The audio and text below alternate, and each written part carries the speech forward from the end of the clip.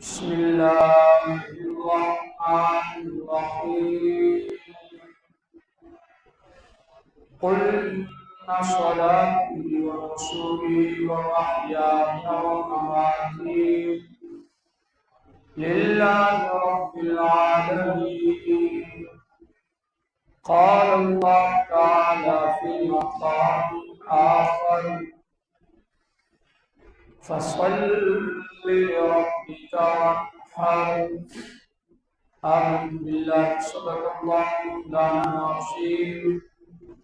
صدق رسوله النبي الكريم الأمين.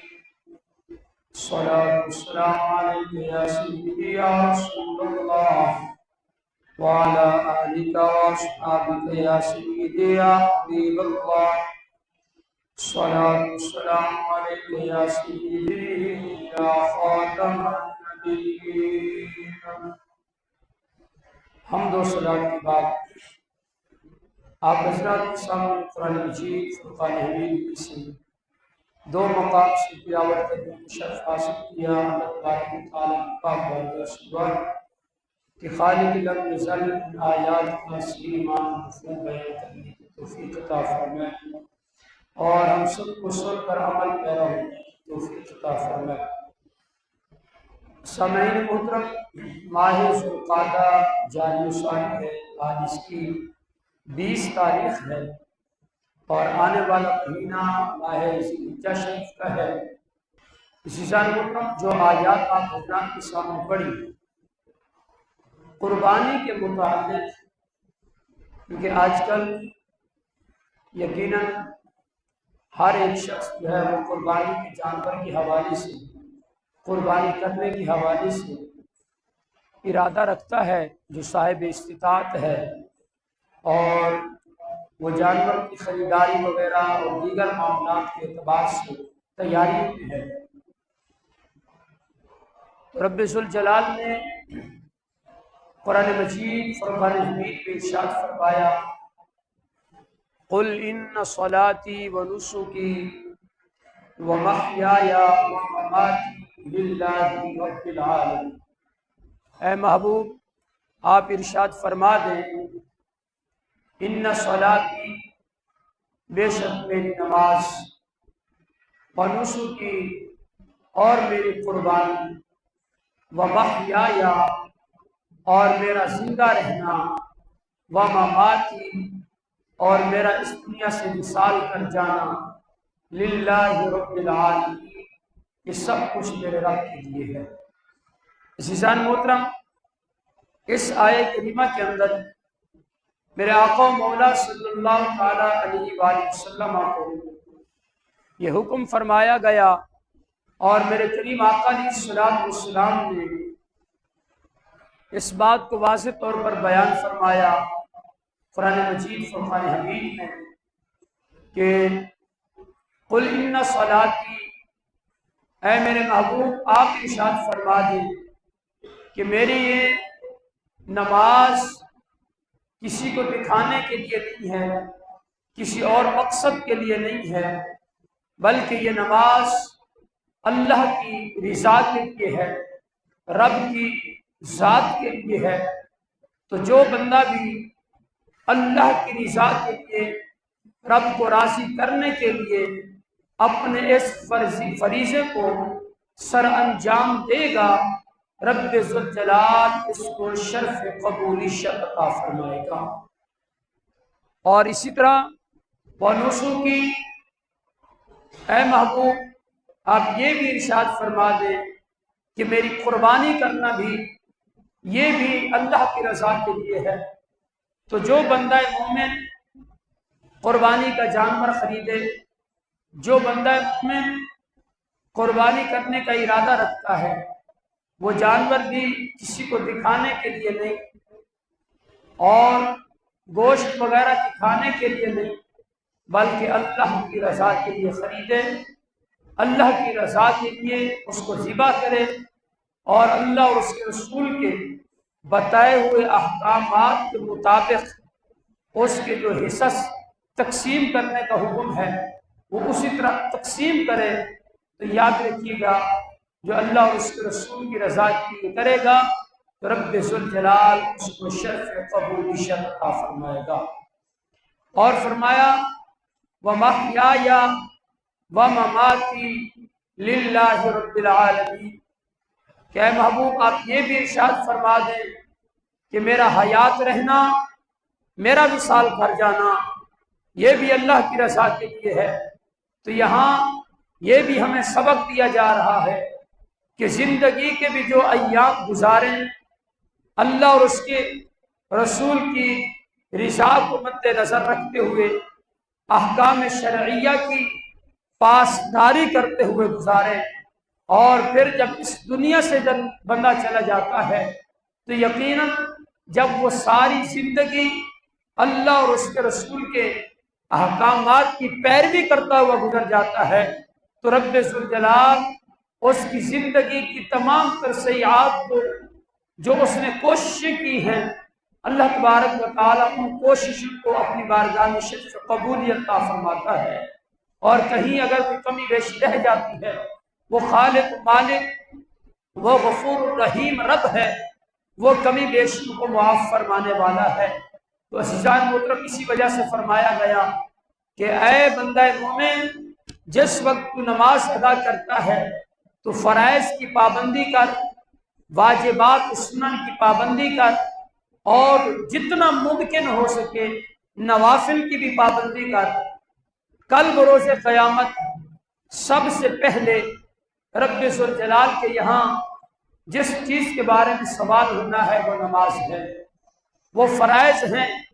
جب فرائض کے متعلق سوال ہوگا تو فرمایا اس وقت بندہ مومن نے تو کوشش کی تھی اپنے فرائض کو پورا کرنے کی، لیکن کہیں پر اگر کوئی کمی بیشی رہ گئی ہوگی تو رب ذوالجلال نوافل کی برکت سے اس کمی بیشی کو پورا فرما دے۔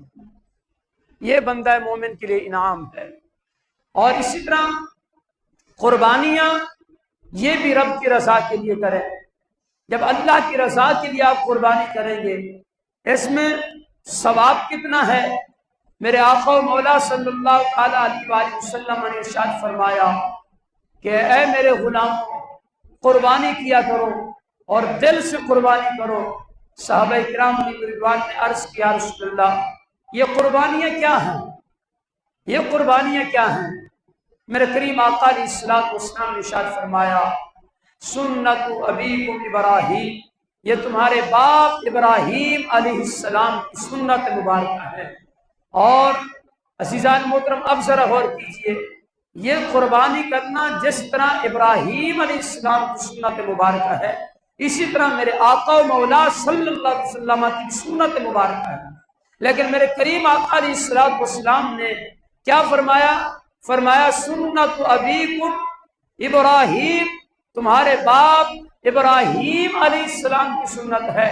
گویا کہ میرے آقا و مولا صلی اللہ علیہ وسلم حضرت ابراہیم علیہ السلام کا ذکر فرما رہے ہیں تاکہ قیامت تک کے لیے جو میرا امتی میرا ذکر کرے گا تو میرے ذکر کے ساتھ ابراہیم علیہ السلام کا ذکر بھی کرے گا۔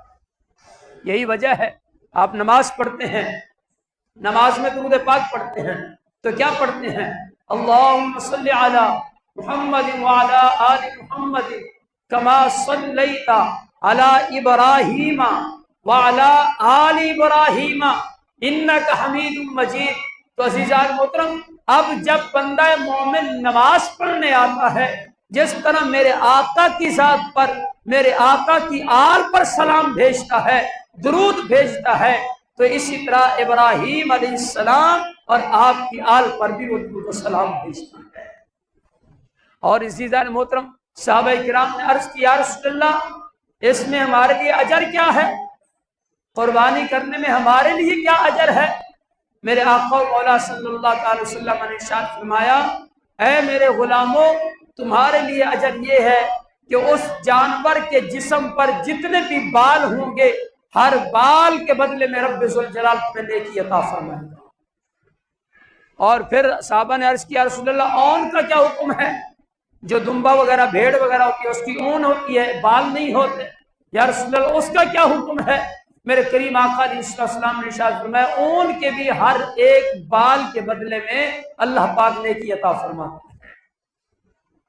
اور پھر میرے آقا مولا صلی اللہ تعالی علیہ وآلہ وسلم نے جس دن سیدہ اما عائشہ صدیقہ بنت صدیق رضی اللہ تعالی عنہا آپ سے کریم آقا علیہ السلام نے ارشاد فرمایا کہ اے عائشہ یہ عید کا جو دن ہے، یوم نہر جو ہے، قربانی کا جو دن ہے، سرکار نے فرمایا اللہ تبارک و تعالی کے نزدیک خون بہانے سے زیادہ کوئی اور عمل مقبول نہیں ہے، اتنا مقبول نہیں ہے جتنا اس دن رب کی بارگاہ میں خون بہانا ہے۔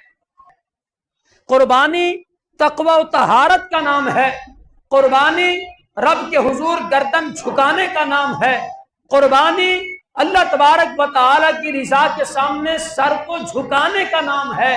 یہی وجہ ہے کہ 17ویں پارے کے اندر رب ذوالجلال نے ارشاد فرمایا لن ینال اللہ لحومها ولا دماؤها ولکن ینالہ التقوی منکم۔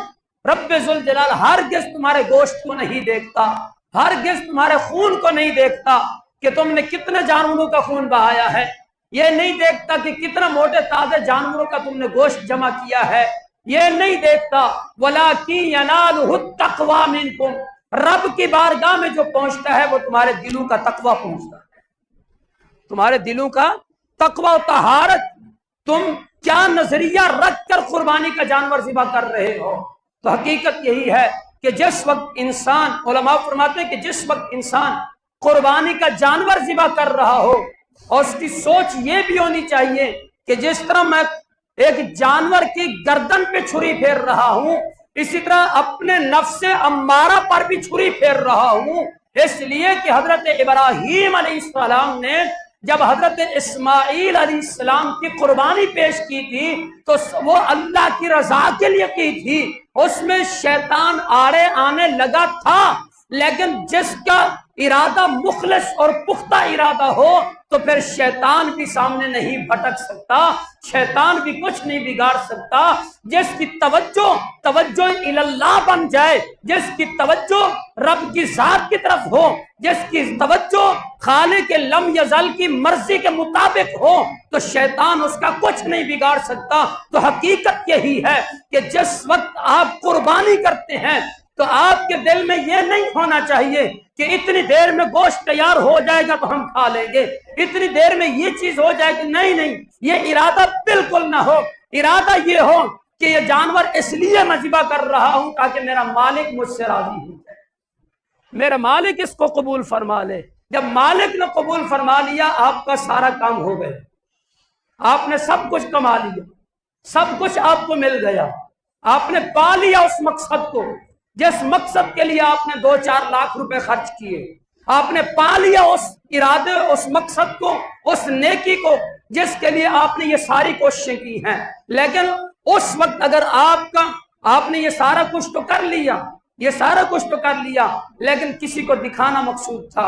اب دیکھیے آپ کا مال بھی خرچ ہو گیا، آپ کا جانور بھی ذبح ہو گیا، سارے معاملات ہو گئے، لیکن رب کی رضا حاصل نہیں ہوئی، رب کی رضا حاصل نہیں ہوگی۔ تو رب کی رضا حاصل کرنی ہے تو خوشنودی کے ساتھ، خوش دلی کے ساتھ رب کے حضور جو ہے وہ اپنے جانور کی قربانی کو پیش کریں اور اس کی رضا کو مد نظر رکھتے ہوئے سارے معاملات سر انجام دیں۔ اور عزیزان محترم، اسی طرح ایک اہم پیغام کہ جس طرح ہمارے احباب جانور وغیرہ خرید کر لاتے ہیں اور اس میں پھر کیا ہوتا ہے کہ عموماً وہ بچے آگے پیچھے جانور کے بھاگتے دوڑتے اور جانور کو دوڑاتے ہیں، اور یہ سارے معاملات شور شرابہ گلی میں، کوچوں میں، روڈوں پر بسا اوقات جانور جو ہے ہاتھی سے چھوٹ کے بھاگ جاتے ہیں، انسان جو نقصان کر بیٹھتے ہیں، یا کوئی جانور گر جاتا ہے، اس کے جسم کا کوئی اعضاء ٹوٹ جاتا ہے۔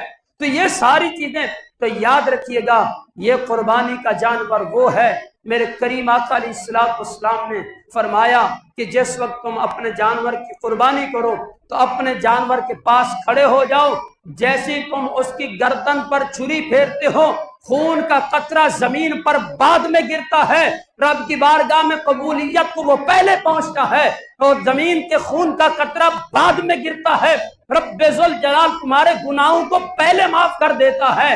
تو یہ تو وہ جانور ہے جو رب کی بارگاہ میں ہمارے لیے باعث رحمت بن کے جا رہا ہے، ہمارے لیے باعث برکت بن کے جا رہا ہے، ہمارے لیے باعث بخشش بن کے جا رہا ہے۔ تو پھر کیوں نہ ہو اس جانور کی تعظیم کی جائے، اس کی تکریم کی جائے، اس کو احسن طریقے سے پالا جائے، رکھا جائے، اس کی پرورش کی جائے، تاکہ یہ جب رب کی بارگاہ میں حاضر ہو تو یہ جانور خوش ہو کر رب کے حضور حاضر ہو، یا اللہ تیرے بندے نے میری خدمت کی ہے۔ اور کل بروز قیامت میرے کریم آقا علیہ السلام نے فرمایا کہ جس جانور کو تم نے ذبح کیا ہوگا، تم پل صراط کی اس طرف ہوگے، میدان محشر میں ہوگے، وہیں پر یہ تمہارا جانور بھی حاضر ہو جائے گا، یہ جانور بھی حاضر ہو جائے گا۔ جس جانور کو اللہ کی رضا کے لیے تم نے ذبح کیا ہوگا، تو رب ذوالجلال کی بارگاہ میں یہ جانور عرض کرے گا کہ مالک و مولا، اس نے تیری رضا کے لیے مجھے قربان کیا تھا، آج میں اس کی سواری بننے کے لیے حاضر ہوں۔ تو رب ذوالجلال اس کو بطور سواری کے پیش فرمائے گا، اور وہ بندہ مومن جس نے خلوص دل کے ساتھ قربانی کی ہوگی، وہ اس قربانی کے جانور پر سوار ہو کر پل صراط پار کر رہا ہوگا، پل صراط وہ پار کر رہا ہوگا۔ تو جب یہ ساری چیزیں ہمارے سامنے ہیں تو پھر ہم اس سے کیوں غفلت میں پڑے ہوئے ہیں، تو ہم اس سے جو ہے لا یعنی کیوں کر رہے ہیں؟ تو ہمیں چاہیے جو اللہ اور اس کے رسول کے بتائے ہوئے احکامات ہیں، انہی احکامات کے مطابق ہمیں عمل کرنا چاہیے، تاکہ رب کی بارگاہ میں ہماری قربانیاں پیش ہو جائیں اور درجہ قبولیت کو پہنچ جائیں۔ حضرت ذوالجلال کی بارگاہ سے ہم دعا کرتے ہیں کہ خالق لم یزل ہم سب کو صحیح معنوں میں اپنی قربانیاں پیش کرنے کی توفیق عطا فرمائے۔ رب ذوالجلال ہم سب کو خلوص دل کے ساتھ اس کی رضا کے لیے اور اس کی رضا کو مد نظر رکھتے ہوئے اپنے ان جانوروں کی قربانیاں جو صاحب استطاعت ہیں ان کو چاہیے کہ قربانی پیش کریں، اور اگر کوئی نہیں کرے گا تو میرے کریم آقا علیہ السلام نے بڑی ناراضگی کا اظہار فرمایا۔ سرکار نے فرمایا جس پر قربانی واجب ہے اگر اس نے قربانی نہیں کی تو وہ ہماری عیدگاہ کے قریب نہ آئے، وہ ہماری عیدگاہ میں نماز پڑھنے نہ آئے۔ جس پر قربانی واجب ہے اس کے باوجود وہ نہیں کرتا تو وہ ہماری عیدگاہ میں نماز پڑھنے نہ آئے۔ تو یاد رکھیے گا، جس سے سرکار ناراضگی کا اظہار کر دیں تو سمجھ لیں اس کی دنیا و آخرت برباد ہو گئی ہے۔ رب ذوالجلال کی بارگاہ سے دعا ہے کہ رب ذوالجلال احکام شرعیہ کی پاسداری ہم سب کو عطا فرمائے۔ آمین۔ وآخر دعوانا الحمدللہ۔